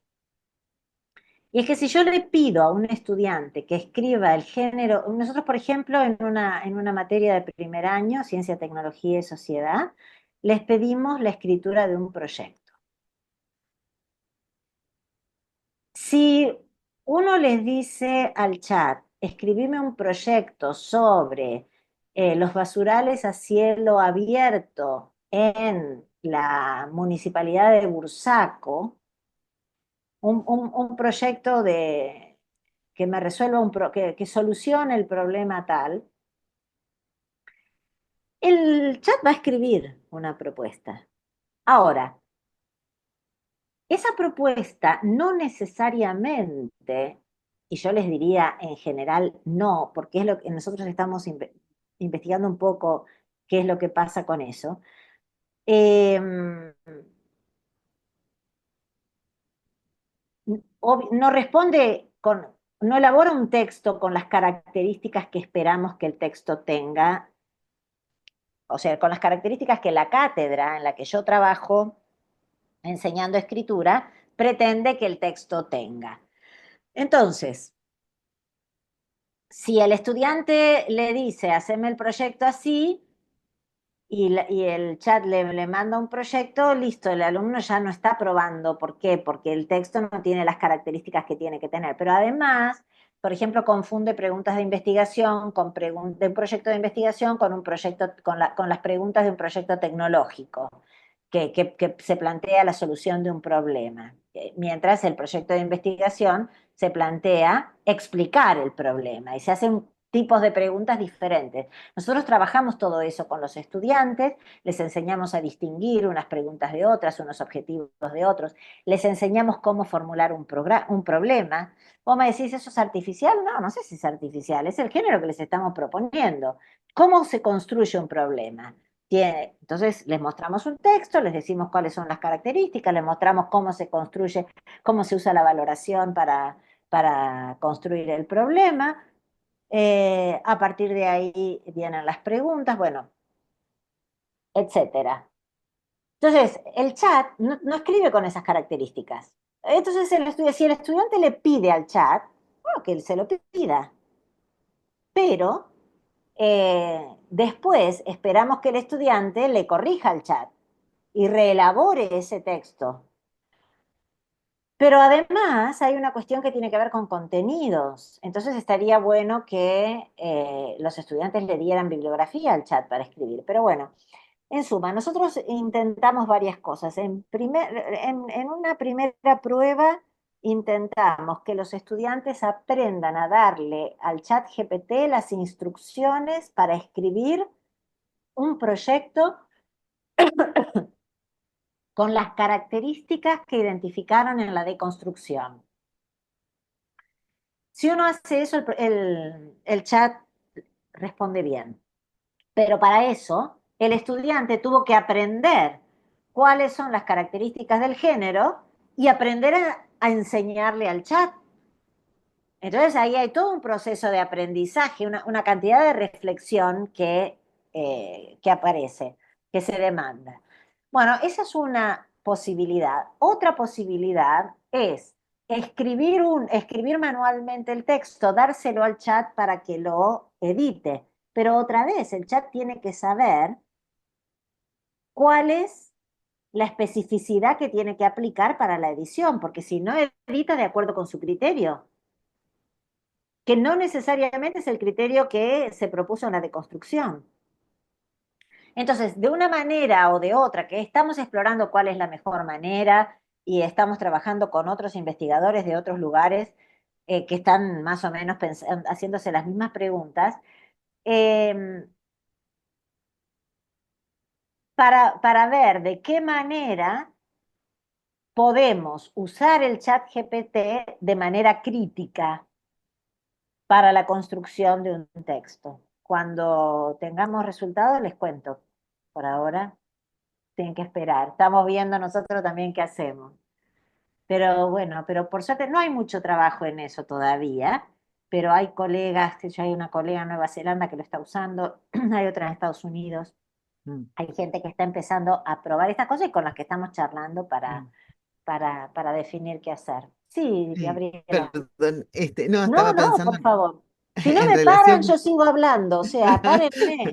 No, en esto en relación con lo que decías, con Paola nos hemos dado cuenta de que algunas presentaciones provenían crudas de un chat GPT o algo por el estilo en algunos trabajos que pedimos y realmente no aprobaban porque como vos decís, no sé qué instrucciones, porque nosotros no habíamos habilitado el uso del chat, ni habíamos reflexionado acerca de qué tipos de instrucciones había que dar, ni cosa por el estilo, con lo cual nosotros les dábamos una consigna para hacer un trabajo y recibimos algunos textos que evidentemente eran del chat GPT, ¿no? Y no necesariamente aprobaban, es decir, porque en general, por lo menos mi experiencia, que no es tanta con el chat, a mí los resúmenes del chat GPT o de otros no me gustan. En general me significan un doble trabajo porque tengo que controlar si el resumen está bien y entonces hay que ser muy, muy específico en decir, bueno, qué es lo que uno pretende del chat para que haga lo que, por lo menos en mi caso, lo que yo quiero que haga. Entonces, al final no me resulta una forma eficiente de trabajo. Pero sí hemos notado que ha habido alguna alumna que ha presentado un texto que venía, ya digo, de crudo de ChatGPT, y es muy notorio, sobre todo cuando las instrucciones son muy generales y no específicas, el chat también responde con generalidades apreciaciones casi de sentido común, repeticiones, cosas que no dicen nada, ¿no? Entonces, evidentemente, si uno quiere lograr un buen texto a partir del ChatGPT, tiene que darle muchísimas instrucciones. Y para darle muchísimas instrucciones, tiene que conocerlas, con lo cual sería todo un avance, ¿no? Sí, sí, sí, Este, totalmente. Pero aparte, a nosotros nos interesa que en una asignatura determinada los estudiantes manejen cierta bibliografía, aprendan de ahí conocimiento disciplinar, puedan trabajar con el conocimiento disciplinar y además puedan formular un texto. Y nos interesa que todos aprueben, no solamente que algunos aprueben. Entonces, nos interesa, tenemos que explicarles a los estudiantes, por eso también es importante lo de la enseñanza explícita, tenemos que explicarles a los estudiantes cómo vamos a trabajar en escritura, por qué, eh, si nos interesa o no nos interesa que el chat GPT intervenga, si interviene con qué instrucciones, digamos, que ellos entiendan el porqué del trabajo, digamos, que ellos entiendan por qué trabajamos como trabajamos y para qué lo hacemos, por qué les pedimos esto a ellos, cuál es el objetivo, así como decíamos, bueno, ¿por qué tenemos que leer este texto? ¿Por qué tenemos que escribir este texto? ¿Qué esperamos que ellos aprendan cuando produzcan un texto de este género en particular? ¿Por qué queremos que aprendan esto? ¿Qué objetivo de la asignatura se logra con esto? Eh, ¿Qué aspecto del perfil profesional se logra con esto? Sí, y en nuestro caso, que estamos en un profesorado en lengua y comunicación, y se supone que el perfil del egresado es alguien que guía el proceso de comprensión y producción oral y escrito en otros, con más razón, porque nosotros, además de hablar del contenido de la asignatura, del contenido disciplinar, también estamos mostrando cómo trabajar la lectura y la escritura, porque se supone que ellos también van a tener que hacerlo en el futuro. Distinto de si alguien, no sé, hace un técnico, un profesional de otras ciencias, que bueno, tendrá que hacer informes o artículos, pero no Bueno, pero necesariamente todas tiene que esas cosas, enseñar a Gabriela, hacerlo. pero todas Mm, esas cosas tienen que ser explícitas, ¿no? mm, Es decir, bueno, mm. presten atención a Sí, esto porque esto es algo que ustedes después van a tener que enseñar y después enseñar un procedimiento para enseñar a leer, enseñar a escribir, o mm, sea, sí, sí, sí, sí, sí, mm, totalmente. mm. Los escucho.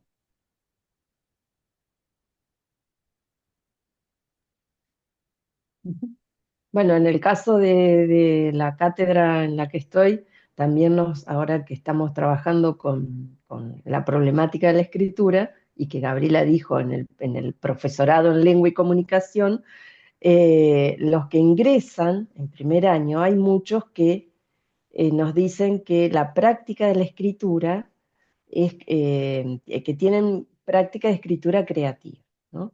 Entonces, que ellos hacen el profesorado con la intención de salir poetas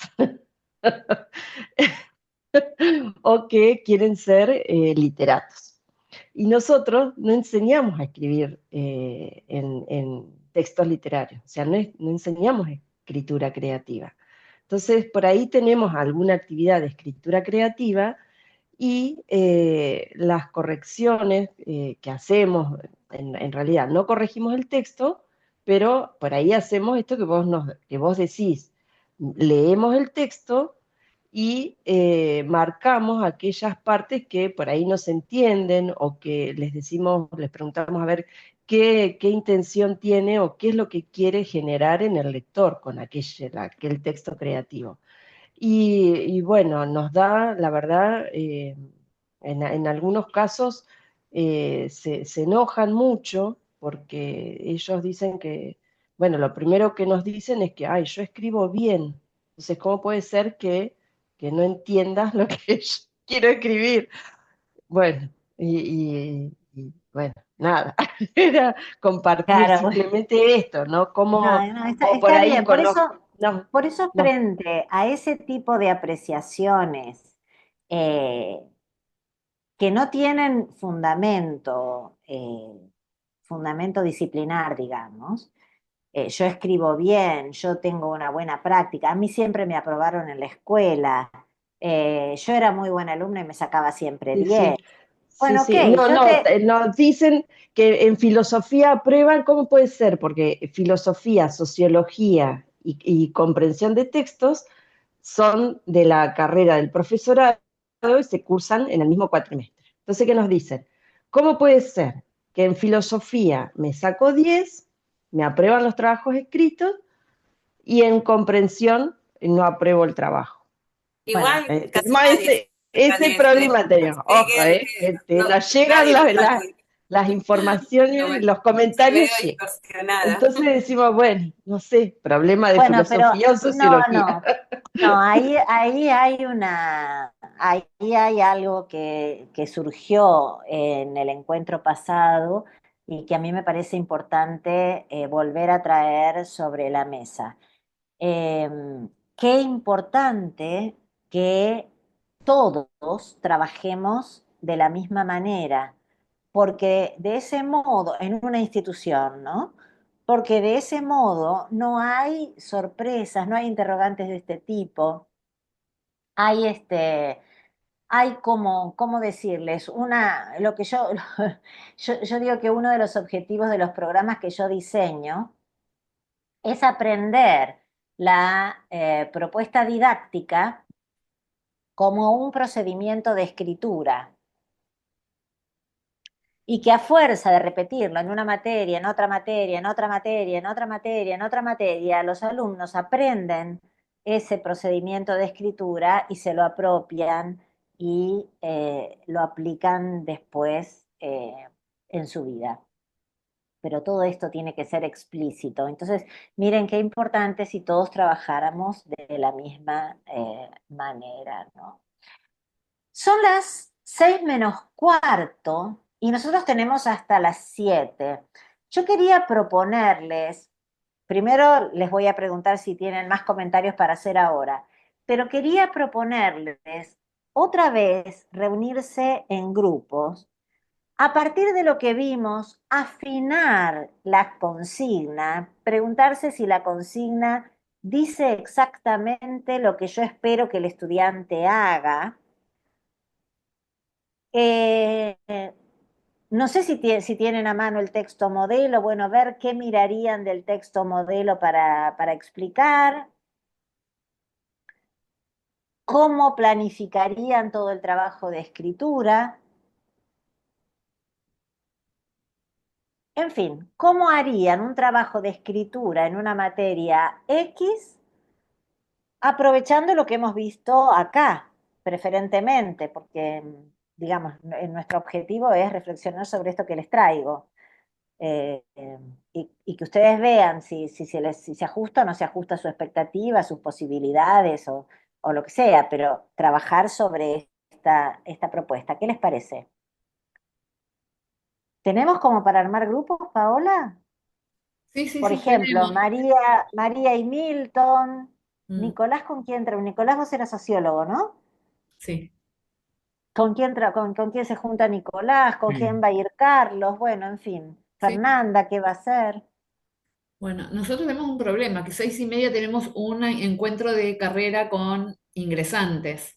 No es ningún problema, terminamos a las 6:15. Dale, Sí, listo. es verdad, yo iba a decir lo mismo porque yo me había anotado como horario de finalización las 18, Estela, perdón, pero Ah, creo no que me pasa nada. confundí porque el El encuentro viernes pasado, anterior, claro. claro, sí. No pasa nada. Bueno, son las 6 menos 10, entonces no tenemos mayormente tiempo. Entonces sí les pregunto si tienen algún comentario más para hacer.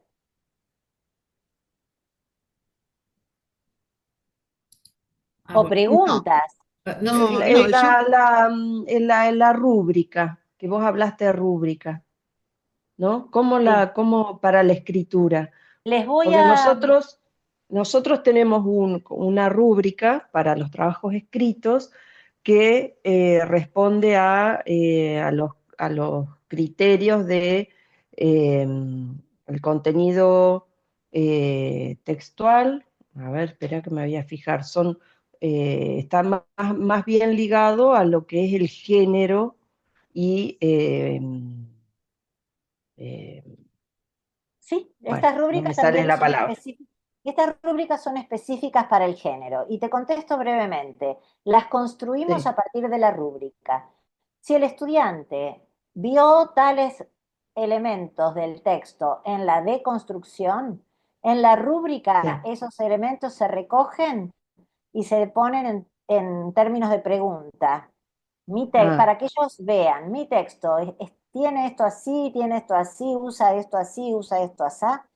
Sobre la base de esa guía de edición, elaboramos una rúbrica. Lo que hacemos es asignar puntaje. claro. Después ese puntaje nosotros lo ponderamos. Antes no lo ponderábamos, pero ahora lo ponderamos. Entonces,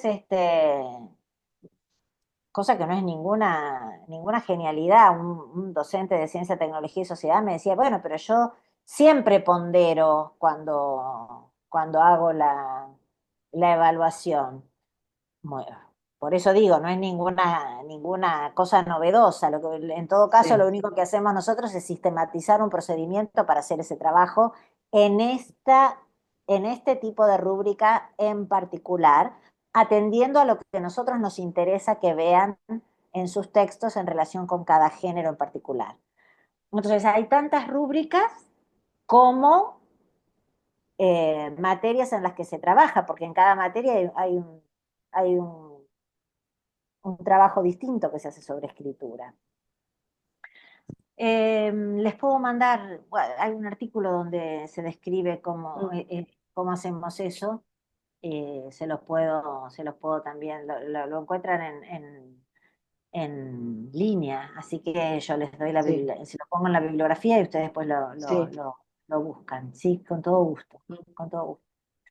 ¿Qué más?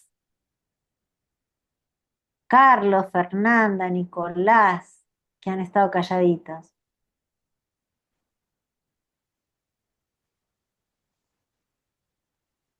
En el caso de mi materia no practican la escritura, sí mucho la oralidad. Ajá, bueno, Transmitir los conceptos anatómicos, fisiológicos. Sí los trabajamos la oralidad eh, mediante mapas, le enseñamos los mapas conceptuales para que puedan acordarse. Incluso en los exámenes les permitimos tener las que construyeron en las comisiones fantástico. de trabajo para que se guíen.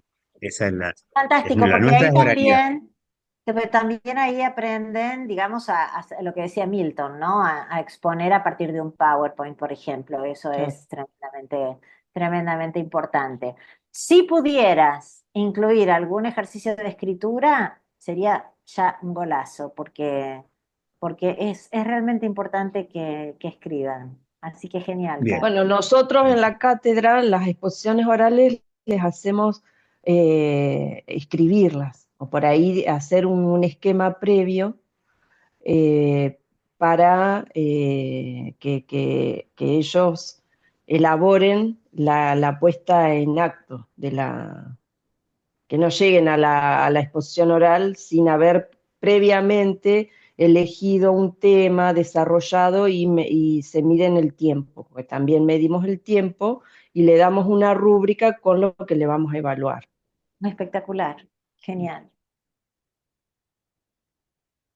Nicolás, Fernanda, Bueno, ¿qué tal? ¿qué Nosotros tal? también, yo estoy en el profesorado de lengua en la parte de comunicación, en problemática de la comunicación. Así que, bueno, hace un tiempo que hemos optado también por la oralidad, porque, bueno, este último año más se ha notado esto de usar mucho el chat GPT, esto que estaban hablando ustedes anteriormente. Em, Y bueno, si bien por ahí acordábamos porque somos varios profesores en la materia, de validar oralmente los trabajos que se hicieron escritos y que nos parece que fue hecho con el chat GPT, valorarlo oralmente, siempre estamos pensando de qué manera poder utilizar esta herramienta, no correrla porque sabemos que está, pero bueno, poder utilizarla, ¿no? Y sí les pedimos que los trabajos los expliquen oralmente. También a través de alguna aplicación, alguna presentación pueden utilizar cualquiera, el Canva. Y últimamente también estamos pensando trabajar con podcast, grabar, bueno, editar, bueno, trabajar algunas herramientas también que tienen que ver con la comunicación.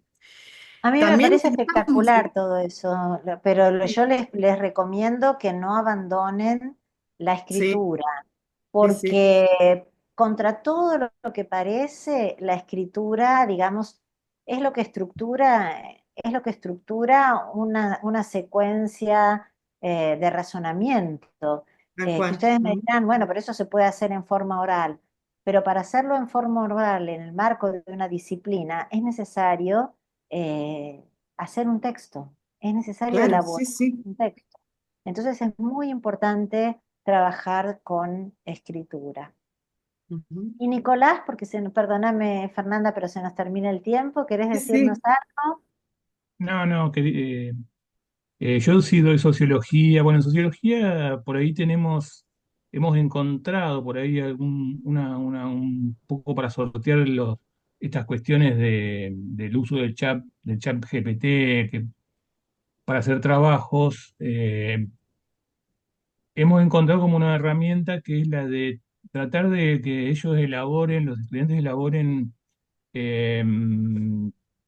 eh, trabajos, digamos, donde apliquen, digamos, los elementos teóricos que nosotros damos en la materia, sociología, a casos reales. Exacto, Y claro, en lo posible, digamos, inclusive locales, o de la zona donde ellos fantástico. estén, porque eso por ahí nosotros consideramos que por ahí va a ser más difícil de encontrar No, en me las parece redes. Bueno. fantástico, pero además, como práctica profesional en el campo de la sociología, es Mm. un trabajo que realmente es valioso para que ellos aprendan a hacer. Entonces está bueno, ¿no? Digamos, qué sé yo siempre les propongo lo mismo. Búsquense un modelo, analícenlo, hagan la deconstrucción, propongan la esquematización, la escritura y la edición. Bueno, Y otra cosa que sí,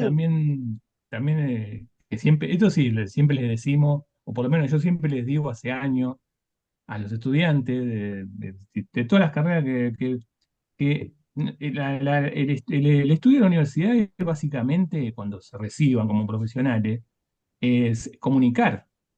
El trabajo que van a tener que hacer es comunicar. Por eso resalto siempre la importancia de que ellos puedan tanto expresarse oralmente como escribir, digamos, de manera comprensiva para el que está recibiendo la comunicación.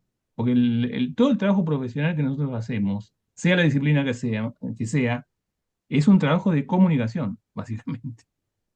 Siempre estamos comunicando cosas. Entonces, es muy importante que ellos sepan expresarse de manera tal que puedan, el receptor, digamos, de una tal comunicación pueda cual. entenderlo. Tal ¿Verdad? cual, Por Nicolás, eso me parece una aseveración sumamente importante y algo para compartir con los estudiantes realmente importante. Sí, Paola, perdón. no, no, y de ahí la importancia en esto de que sí, es todo comunicación en nuestras materias, en los que estamos acá, ¿no? Esto de trabajar el lenguaje en el marco de la disciplina, ¿no? Cómo se utiliza el lenguaje en la disciplina para comunicarse y enseñárselos. Porque muchas veces pensamos que como son hablantes del español van a entender automáticamente lo que los Y textos no, plantean o dicen y no, ¿no? y no. Claro. Sí, Gabriela. Sí, perdón, no, y una última que estaba pensando, porque justo ayer estaba escuchando a Moreno Cabrera con esta distinción entre lengua natural y lengua cultivada, ¿sí? Que hace, y bueno, incluye la lengua estándar como una lengua cultivada y después, bueno, la lengua de las ciencias, la lengua de las disciplinas, distinta de la lengua natural, que es la que habla cada uno, su lengua interiorizada, ¿no? Y bueno, y justamente lo que hacemos acá, digamos, en la universidad o en los ámbitos educativos y académicos, es aprender, porque ya no sería esa lengua primera que adquirimos, sino aprender una lengua cultivada que tiene normas, que tiene convenciones y que no evoluciona naturalmente como la lengua natural, tiene academias, Evoluciona, sí justicia. evoluciona, pero Bueno, evoluciona, no claro, no digo, no naturalmente, pero evoluciona naturalmente, digo, como la lengua natural, sino que evoluciona de otros modos, ¿no? Y siempre por convenciones que son más explícitas, que están en las academias, que están en las Sí, gramáticas, sí. y bueno, y en las Pero que variedades no discursivas está tan, propias. pero que no están tan explícitas. No Todo siempre, es cierto.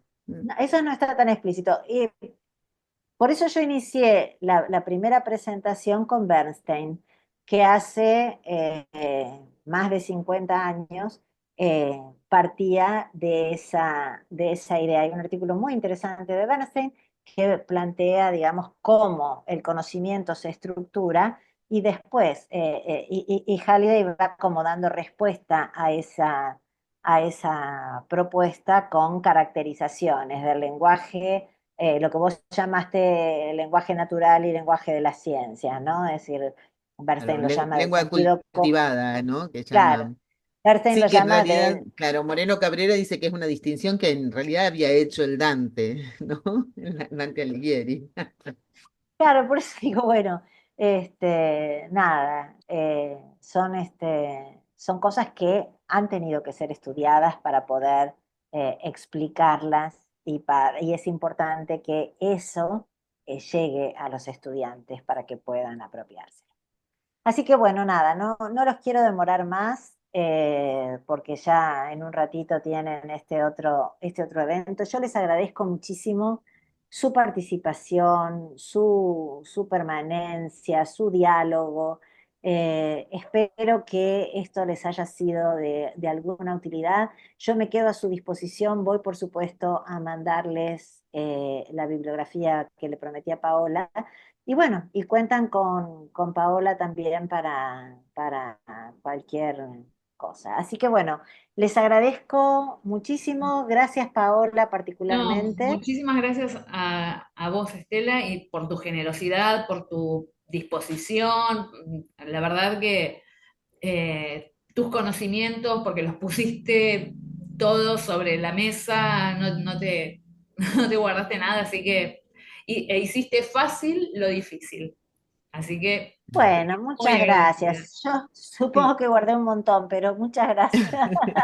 Bueno, Y sí, muchas muchas gracias por la gracias. Sí, fue, invitación. Mareado. sí, yo creo que Gracias. tendríamos que seguir en contacto porque, bueno, ya que nosotros estamos trabajando con alfabetización académica y estamos preocupadas por la cuestión de la alfabetización académica en el proyecto en el que estamos trabajando y demás, bueno, sería muy bueno contar con tu colaboración en algún momento, volver a convocarte para algún intercambio, para alguna clínica, para una terapia intensiva. Sí.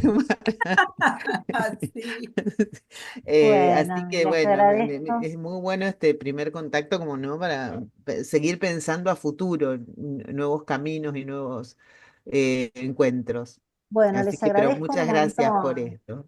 Les agradezco un montón porque me hace sentir que por que valoran lo que hemos estado Y charlando. ojo que es una chomskiana la que está hablando.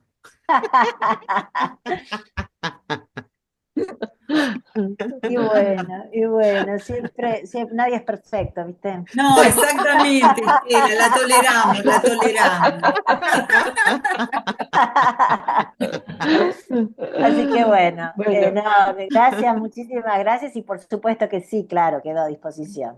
¿Eh? Bueno, Bueno, Chao, bueno, bueno, chao, chao, Estela, Estela. hermoso gracias, el invitación taller, por muy vos. rico el Bueno, taller, me muchísimas, muy encantó. bueno. muchas gracias, gracias a todos. Chao, hasta Bueno, chao, luego. chao. Bueno, nos vemos. Chau. Nos, Nos Ahí. vemos. nos vemos. Gracias. Chau. Adiós. Ahora, chicas, Sí. Sí. ¿le puedo hacer